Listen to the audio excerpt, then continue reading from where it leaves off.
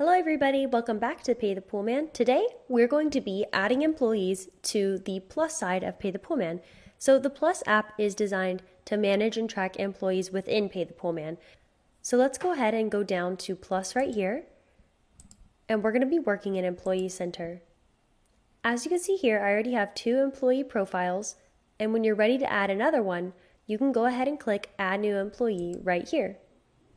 Fill out all of their information here, and click Save Employee when you're done. Your employee will then populate down here, and then we can manage their permissions here. I recommend turning on giving their employee access, logging the service stops, creating electronic door hangers, and so on.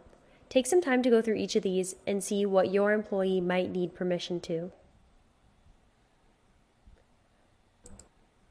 At any time, you can go back into Manage Permissions to tailor the permissions based on an employee's specific role. Your employee's email here is going to be their login email for the Plus app once they download it. They will be asked to create a password there. If they ever forget the password and need a new one, go ahead and click this Reset Password button and you can reset it for them here.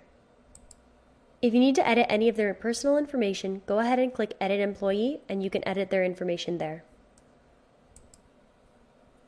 And that's going to be all. You've successfully added employees to your Employee Center, and they are now able to use the Paythepoolman Plus app.